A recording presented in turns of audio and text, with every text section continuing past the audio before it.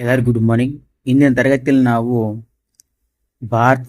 ಭಾರತದ ನಾಲ್ಕನೇ ದೊಡ್ಡ ನದಿಯಾದಂಥ ಮತ್ತು ಕರ್ನಾಟಕದ ಅತಿ ಉದ್ದವಾದಂಥ ನದಿಯಾದಂಥ ಕೃಷ್ಣಾ ನದಿ ಬಗ್ಗೆ A to Z ಮಾಹಿತಿಯನ್ನು ತಿಳಿದುಕೊಳ್ಳೋಣ. ಇದೇ ಒಂದು ವಿಡಿಯೋದಲ್ಲಿ ಪರೀಕ್ಷೆಗೆ ಉಪಯುಕ್ತವಾಗಿ ಕೃಷ್ಣಾ ನದಿ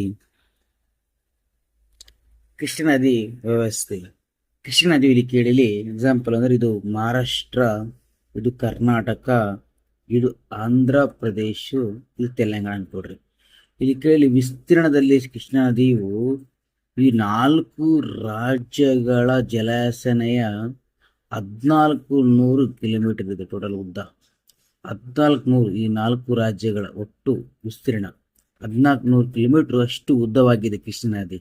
ಆದರೆ ಕೇವಲ ಕರ್ನಾಟಕಕ್ಕೆ ಅಷ್ಟೇ 483 ಕಿಲೋಮೀಟರ್ ಉದ್ದವಿದೆ. ಅದಕ್ಕಾಗಿ ಈ 4 ರಾಜ್ಯಗಳಿಗಿಂತ ಕರ್ನಾಟಕ ರಾಜ್ಯದಲ್ಲಿ ಕೃಷ್ಣಾ ನದಿಯು ಅತಿ ಜಲಾಶಯಗಳನ್ನು ಒಳಗೊಂಡಿರುವುದರಿಂದ ಕರ್ನಾಟಕದಲ್ಲಿ ಅತ್ಯಂತ ದೊಡ್ಡ ನದಿ ಕೃಷ್ಣಾ ನದಿಯು ಆಗಿದೆ ವಿಸ್ತೀರ್ಣದಲ್ಲಿ. ಓಕೆನಾ? ಹಾಗಾದರೆ ಕೃಷ್ಣಾ ನದಿ ಪರ್ಯಾಯ ಪ್ರಸ್ಥ ಭೂಮಿಯ 2ನೆಯ ಅತಿ ದೊಡ್ಡ ನದಿ ಎಂದು ಕರೆಯುತ್ತಾರೆ. ಪರ್ಯಾಯ ಪ್ರಸ್ಥ ಭೂಮಿಯ ಅತಿ ದೊಡ್ಡ ನದಿ ಎಂದು ಕರೀತಾರೆ. ಈಗ ನೋಡಲಿ, ಇದನ್ನು ಭಾರತ ಅನ್ಕೊಳ್ಳಿ. ಇದು ಭಾರತ ಅನ್ಕೊಳ್ಳಿ. ಇದು ಪ್ರಸ್ಥಭೂಮಿ. ಈ ಪ್ರಸ್ಥಭೂಮಿಯಲ್ಲಿ ಅತಿ ದೊಡ್ಡ ನದಿ ಯಾವುದಂದ್ರೆ ಗೋದಾವರಿ ನದಿ. ಫಸ್ಟ್ ಯಾವುದು? ಮೊದಲನೇ ದೊಡ್ಡ ನದಿ ಗೋದಾವರಿ ನದಿ. 2ನೇ ಪರ್ಯಾಯ ಪ್ರಸ್ಥಭೂಮಿ ನದಿ ಅಂದರೆ ಅದು ಕೃಷ್ಣಾ ನದಿ ಆಗಿರುತ್ತೆ. ಉಗಮ ಇಲ್ಲಿ ಉಗಮ ಕೊಡಿ. ಈ ತರ ಮಾಡ್ಕೊಂಡ್ರೆ ತುಂಬಾ ನಿಮ್ಗೆ ಈಜಿ ಆಗುತ್ತೆ.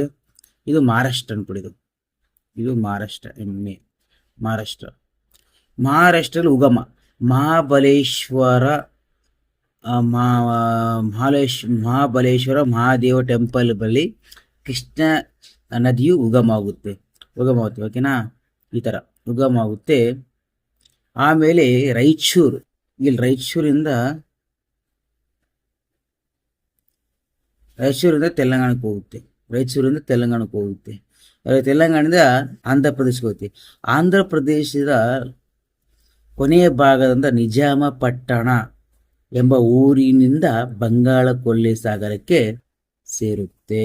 ನಿಜಾಮಪಟ್ಟಣ ಇದು ಬಹಳ ಇಂಪಾರ್ಟೆಂಟ್ ನೋಡಿ. ನಿಜಾಮಪಟ್ಟಣದಿಂದ ಬಂಗಾಳ ಕೊಲ್ಲಿಗೆ ಸೇರುತ್ತೆ.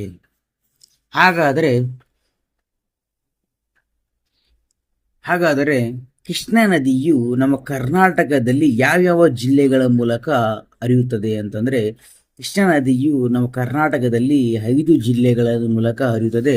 ಅದು ಈ ತರ ಮಾಡ್ಕೊಳ್ಳಿ. ಕೃಷ್ಣಾ ನದಿಯು ಬೆಳಗಾವಿ, ಬಾಗಲಕೋಟೆ, ವಿಜಯಪುರ, ಯಾದಗಿರಿ, ರಾಯಚೂರು ಈ 5 ಜಿಲ್ಲೆಗಳ ಮೂಲಕ ಕೃಷ್ಣಾ ನದಿಯು ಹರಿಯುತ್ತದೆ. ಹಾಗಾದ್ರೆ ದೋಹಾ ಪ್ರದೇಶ, ಕೃಷ್ಣಾ ನದಿ ದೋಹಾ ಪ್ರದೇಶ. ದೋಹಾ ಎಂದರೆ ಈ ಕೇಳಲಿ 2 ನದಿಗಳ ನಡುವೆ ಇರುವ ಪ್ರದೇಶವನ್ನು ದೋಹಾ ಪ್ರದೇಶ ಎಂದು ಕರೆಯುತ್ತೇವೆ. ಇದು ಕರ್ನಾಟಕದ ಅತಿ ದೊಡ್ಡದಾದಂಥ ದೋಹಾ ಪ್ರದೇಶವಾಗಿದೆ. ಕರ್ನಾಟಕದ ಅತಿ ದೊಡ್ಡದಾದಂಥ ದೋಹಾ ಪ್ರದೇಶ ಯಾವುದಂದ್ರೆ ಅದು ರಾಯಚೂರು ದೋಹಾ ಪ್ರದೇಶ. ಕರ್ನಾಟಕದ ಅತಿ ದೊಡ್ಡವಾದಂಥ ಪ್ರದೇಶ ಯಾವುದಂದ್ರೆ ದೋಹಾ ಪ್ರದೇಶ ಅಂದ್ರೆ ರಾಯಚೂರು ದೋಹಾ ಪ್ರದೇಶ. ಅಲ್ಲಿ ಪ್ರತ್ಯೇಕ ಯಾವ ಬೆಳೆಯನ್ನು ಬೆಳೆಸ್ತಾರೆ ಅಂದ್ರೆ ಭತ್ತ ಬೆಳೆಯನ್ನು ಬೆಳೆಸ್ತಾರೆ. ಭತ್ತ ಬೆಳೆಗೆ ಅತ್ಯಂತ ಹೆಚ್ಚು ಹೆಸರಿವಾಗಿದೆ ಆ ದೋಹಾ ಪ್ರದೇಶ. ಇನ್ನು ನೋಡಲಿ ಮುಖ್ಯವಾಗಿ ಸ್ವಲ್ಪ ಈಸಿಯಾಗಿ ಅಂದ್ರೆ, ಉತ್ತರಕ್ಕೆ ಕೃಷ್ಣಾ, ದಕ್ಷಿಣಕ್ಕೆ ತುಂಗಭದ್ರಾ ಇರುವ ದೋಹಾ ಪ್ರದೇಶವನ್ನು ರಾಯಚೂರು ದೋಹಾ ಪ್ರದೇಶ ಎಂದು ಕರೀತೇವೆ. ಇನ್ನೊಂದು ವಿಶೇಷತೆ ಏನಂತಂದ್ರೆ, ವಿಜಯನಗರ ಸಾಮ್ರಾಜ್ಯ ಮತ್ತು ಬಹುಮನಿ ಸುಲ್ತಾನರ ಸಾಮ್ರಾಜ್ಯ ಈ 2 ಸಾಮ್ರಾಜ್ಯಗಳ ನಡುವೆ ಯುದ್ಧ ನಡೆದ ಸ್ಥಳ ಇದಾಗಿರುತ್ತೆ. ಓಕೆನಾ? ಈ ದೋಹಾ ಪ್ರದೇಶಕ್ಕೆ ಅತ್ಯಂತ ಹೆಸರುವಾಸದ ಬೆಳೆ ಯಾವುದಂದ್ರೆ ಅದು ಭತ್ತ ಅಂತ ಗೊತ್ತು ನಿಮಗೆ. ಇದು ಇಂಪಾರ್ಟೆಂಟ್ ನೋಡ್ರಿ, ಭತ್ತ. ಅರ್ಥ ಆಯ್ತಾ? ನೆಕ್ಸ್ಟ್ ಯಾವುದಂದ್ರೆ, ಕೃಷ್ಣಾ ನದಿಯ ಜಲನ ಪ್ರದೇಶ ಎಷ್ಟಿದೆ ಅಂತಂದ್ರೆ ನೋಡಲಿ ಎಕ್ಸಾಂಪಲ್ ನೋಡ್ರಿ. ಮಹಾರಾಷ್ಟ್ರ 26% ಮಹಾರಾಷ್ಟ್ರ ಇದೆ. ಆಂಧ್ರ ಮತ್ತು ತೆಲಂಗಾಣ 29 ಶೇಕಡ 45 ಪಾಯಿಂಟ್ ಇದೆ. ಕರ್ನಾಟಕ 43, ಶೇಕಡ 74% ಇದೆ. ಅಂದರೆ ಇದು ಕರ್ನಾಟಕವೇ ಅತಿ ಹೆಚ್ಚು ಜಲಾಶಯವನ್ನು ಒಳಗೊಂಡಿದೆ ಎಂದು ಇದು ಒಂಥರ ಟ್ರಿಕ್ಸ್, ಅಂದರೆ ಈಸಿ ಆಗುತ್ತೆ ಈ ಥರ ಮಾಡಿಕೊಂಡ್ರೆ ನಾವು. ಹಾಗಾದರೆ ನೆಕ್ಸ್ಟು ಕೃಷ್ಣಾ ನದಿಯ ಜಲಪಾತಗಳು. ಕೃಷ್ಣಾ ನದಿಗೆ ಒಂದೇ ಒಂದು ಜಲಪಾತ ಇದೆ, ಅದು ಛಾಯಾ ಭಗವತಿ ಜಲಪಾತ. ಛಾಯಾ ಭಗವತಿ ಜಲಪಾತ ಅದು ಇರುವುದು ಯಾದಗಿರಿ ಜಿಲ್ಲೆಯಲ್ಲಿ. ಓಕೆನಾ. ಹಾಗಾದರೆ ನೆಕ್ಸ್ಟ್ ಯಾವಂದರೆ ಕರ್ನಾಟಕದ ಅತಿ ದೊಡ್ಡ ನದಿ ಯೋಜನೆ ಅಂದರೆ ಅದು ಕೃಷ್ಣಾ ನದಿ ಯೋಜನೆ ಆಗಿರುತ್ತೆ. ಕರ್ನಾಟಕದ ಅತಿ ದೊಡ್ಡ ನದಿ ಯೋಜನೆ ಯಾವುದೆಂದು ಪರೀಕ್ಷೆಯಲ್ಲಿ ಕೇಳಿದ್ರೆ ಅದು ಕೃಷ್ಣಾ ನದಿಯ ಯೋಜನೆ ಎಂದು ನೀವು ತಿಳಿದುಕೊಂಡಿರಬೇಕು.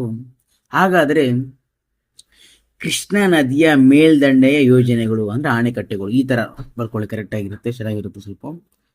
ಈಗ ಕ್ರಮ ಸಂಖ್ಯೆ ಅಣೆಕಟ್ಟು ಜಲಾಶಯ ಜಿಲ್ಲೆ ಹಿಂಗೊಳ್ಕೊಡಿ. ಫಸ್ಟ್ ಆಲ್ಮಟ್ಟಿ ಜಲಾಶಯ, ಅದು ಸ್ಥಾಪನೆ ಆಗಿದ್ದು 2001ರಲ್ಲಿ. ಅದಕ್ಕೆ ಹೆಸರು, ಜಲಾಶಯ ಹೆಸರು ಅಂದರೆ ಲಾಲ್ ಬಹದ್ದೂರ್ ಶಾಸ್ತ್ರಿ ಸಾಗರ ಇರುವ ಜಿಲ್ಲೆ ಯಾವುದಂದ್ರೆ ವಿಜಯಪುರದಲ್ಲಿ ಇದೆ ಆಲ್ಮಟ್ಟಿ ಡ್ಯಾಮ್ ಇರೋದು. ಸೆಕೆಂಡ್ ಬರೋದು ನರಣಪುರ ಡ್ಯಾಮ್, ಅದು 1982ರಲ್ಲಿ ಸ್ಥಾಪನೆ ಆಗುತ್ತೆ. ಅದರ ಹೆಸರು ಏನಂದ್ರೆ ಬಸವಸಾಗರ, ಅದು ಇರುವುದು ಯಾದಗಿರಿ ಡಿಸ್ಟಿಕ್ ಅಲ್ಲಿ. ಇಪ್ಪರಿಗೆ ಬ್ಯಾರೇಜ್ ಎಂಬುದು, ಅದು ಬ್ಯಾರೇಜ್ ಅಂದ್ರೆ ಗೇಟ್, ಅಂದ್ರೆ ಡ್ಯಾಮ್ ಗೇಟ್ ಅಂತೀವಲ್ಲ ಅದು ಬ್ಯಾರೇಜ್ ಅಂತೀವಿ. ಅದು ಅದಕ್ಕೆ ಯಾವ ಹೆಸರು ಇಲ್ಲ, ಅದು ಇರುವುದು ಬಾಗಲಕೋಟೆ ಜಿಲ್ಲೆಯಲ್ಲಿ. ಇನ್ನೊಂದು ಚಿಕ್ಕ ಪಡಸಲಿಗಿ ಸಿದ್ದು ನ್ಯಾಮಗೌಡ ಎಂಬ ಹೆಸರಿನಲ್ಲಿ ಸ್ಥಾಪನೆ ಆಗಿದೆ ಡ್ಯಾಮ್, ಅದು ಬಾಗಲಕೋಟೆ ಜಿಲ್ಲೆ ಇದೆ, ಅದು ಜಮಖಂಡಿ ತಾಲೂಕಿನಲ್ಲಿ. ಆಗ ಇನ್ನೊಂದು ತಿಳ್ಕೊಳ್ಬೇಕು, ಚಿಕ್ಕ ಪಡಸಲಿಗಿ ಡ್ಯಾಮ್ ಅನ್ನು ರೈತ ಸಂಘಗಳ ಮೂಲಕ ಸ್ಥಾಪನೆಯಾದಂತ ಮೊದಲ ಡ್ಯಾಮ್ ಯಾವುದಂದ್ರೆ ಅದು ಚಿಕ್ಕ ಪಡಸಲಿಗಿ ಡ್ಯಾಮ್ ಆಗಿರುತ್ತೆ. ಇದು ರೈತರೇ ಹೋರಾಟದಿಂದ ಸ್ಥಾಪನೆ ಮಾಡಿದಂತ ಡ್ಯಾಮ್ ಆಗಿರುತ್ತದೆ. ಅದು ಸಿದ್ದರಾಮಗೌಡ ಅವರ ನೇತೃತ್ವದಲ್ಲಿ, ಹಾಗಾಗಿ ಅವರ ಹೆಸರು ಇಟ್ಟಿದ್ದಾರೆ ಸಿದ್ದು ನ್ಯಾಮಗೌಡ ಅಂತ, ಚಿಕ್ಕ ಪಡಸಲಿಗಿ. ಹಾಗಾದ್ರೆ ಪಂಚ ನದಿಗಳ ಜಿಲ್ಲೆ ಎಂದು ಯಾವುದನ್ನು ಕರೀತಾ ಅಂದ್ರೆ ಅದು ವಿಜಯಪುರ. ಪಂಚ ನದಿಗಳ ಜಿಲ್ಲೆ ಎಂದು ಯಾರು ಕರೀತಾರೆ ಅಂದ್ರೆ ಅದು ವಿಜಯಪುರ. ಯಾವ್ಯಾವ ನದಿಗಳಂದ್ರೆ ಕೃಷ್ಣ, ಭೀಮಾ, ಧೋನಿ, ಘಟಪ್ರಭಾ, ಮಲಪ್ರಭಾ, ಈ 5 ನದಿಗಳನ್ನು ಒಳಗೊಂಡಂತ ಜಿಲ್ಲೆ ಯಾವುದಂದ್ರೆ ಅದು ವಿಜಯಪುರ ಜಿಲ್ಲೆ ಆಗಿರುತ್ತೆ. ಆಗ ಇನ್ನೊಂದು ಪ್ರಶ್ನೆ, ಪಂಚ ನದಿಗಳ ನಾಡು ಎಂದು ಯಾವುದು ಕರೀತಾರೆ ಅಂದ್ರೆ ಅದು ಪಂಜಾಬ್. ಇದು ಪಂಚ ನದಿಗಳ ಜಿಲ್ಲೆ, ಓಕೆನಾ. ಇದು ನದಿಗಳ ನಾಡು ಎಂದು ಕರೀತಾರೆ, ಅದು ಪಂಜಾಬ್ ಅನ್ನು ಕರೀತಾರೆ. ಪಂಜಾಬ್ ನದಿಗಳು ಯಾವಂದ್ರೆ ರಾವಿ, ಬಿಯಸ್, ಸತ್ಲೇಜ್, ಚಿನಾಬ್, ಜೇಲಾಬ್, ಈ 5 ನದಿಗಳನ್ನು ಒಳಗೊಂಡಂತ ಜಿಲ್ಲೆ ನಾಡು ಆಗಿರುತ್ತೆ ಪಂಜಾಬ್. ಹಾಗಾದ್ರೆ ನಾವು ಈಗ ಕರ್ನಾಟಕದಲ್ಲಿ ನಾವು ಇರುವಂತಹ ಅಣೆಕಟ್ಟು ಬಗ್ಗೆ ತಿಳ್ಕೊಂಡಿವಿ. ಹಾಗಾದ್ರೆ ಬೇರೆ ಬೇರೆ ರಾಜ್ಯಗಳಲ್ಲಿ ಇರುವಂತಹ ಅಣೆಕಟ್ಟು ಬಗ್ಗೆ ತಿಳ್ಕೊಂಡಿರ್ಬೇಕಂದ್ರೆ ಆಂಧ್ರ ಪ್ರದೇಶ ಮತ್ತು ತೆಲಂಗಾಣದಲ್ಲಿ ಕೃಷ್ಣ ನದಿಗೆ ಕಟ್ಟಿರುವ ಅಣೆಕಟ್ಟು ಬಗ್ಗೆ ತಿಳ್ಕೊಳ್ಳೋಣ. ಇಲ್ಲಿ ಅಣೆಕಟ್ಟು ಬರ್ಕೊಳ್ಳಿ, ಈ ರಾಜ್ಯಗಳು. ಜುರಾಲ ಡ್ಯಾಮ್ ಇರುವುದು ತೆಲಂಗಾಣದಲ್ಲಿ. ನಾಗಾರ್ಜುನ ಸಾಗರ ಡ್ಯಾಮ್ ಇರುವುದು ತೆಲಂಗಾಣದಲ್ಲಿ. ಶ್ರೀಶೈಲಂ ಡ್ಯಾಮ್ ಇರುವುದು ಆಂಧ್ರ ಪ್ರದೇಶ್. ಈ ಶ್ರೀಶೈಲಂ ಡ್ಯಾಮ್ ಇನ್ನೊಂದು ಹೆಸರು ಅಂದ್ರೆ ನೀಲಂ ಸಂಜೀವ್ ರೆಡ್ಡಿ ಡ್ಯಾಮ್ ಎಂದು ಕರೀತಾರೆ, ಓಕೆನಾ. ಪುಲಿಚಿಂತಲ ಡ್ಯಾಮ್ ಇರುವುದು ಜಲಾಶಯ ಇರುವುದು ಆಂಧ್ರ ಪ್ರದೇಶದಲ್ಲಿ. ಪ್ರಕಾಶಂ ಬ್ಯಾರೇಜ್ ಡ್ಯಾಮ್ ಇರುವುದು ಆಂಧ್ರ ಪ್ರದೇಶದಲ್ಲಿ. ಹಾಗೆ ಅರ್ಥ ಆಯ್ತಾ? ಹಾಗಾದ್ರೆ ಕೃಷ್ಣಾ ನದಿಗೆ ಯಾವ್ಯಾವ ಆಯೋಗಗಳನ್ನು ಮಾಡಿದ್ರು ಅಂದ್ರೆ 1969ರಲ್ಲಿ ಬಚಾಪಿತ್ ಆಯೋಗ, ಇದು ಗೋದಾವರಿ ಮತ್ತು ಕೃಷ್ಣಾ ನದಿಗಳ 2 ನದಿಗಳ ನಡುವೆ ನಡೆಯುತ್ತೆ, ಓಕೆನಾ. ಬಚಾಪತ್ ಆಯೋಗ 2013ರಲ್ಲಿ ಬ್ರಿಜೇಶ್ ಕುಮಾರ್ ಅವರು ನೇತೃತ್ವದಲ್ಲಿ ಒಂದು ಆಯೋಗ ನಡೆಯುತ್ತೆ, ಅದು ಕೃಷ್ಣಾ ನದಿಯ ಆಯೋಗ ನಡೆಯುತ್ತೆ, ಓಕೆನಾ, ಹೆಚ್ಚಿನ ಮಾಹಿತಿ. ಹಾಗಾದರೆ ಕೃಷ್ಣಾ ನದಿಯ ಉಪನದಿಗಳ ಬಗ್ಗೆ ಮುಂದಿನ ತರಗತಿಯಲ್ಲಿ ತಿಳ್ಕೊಳ್ಳೋಣ. Thank you so much. ಎಲ್ಲರಿಗೂ ವಂದನೆಗಳು.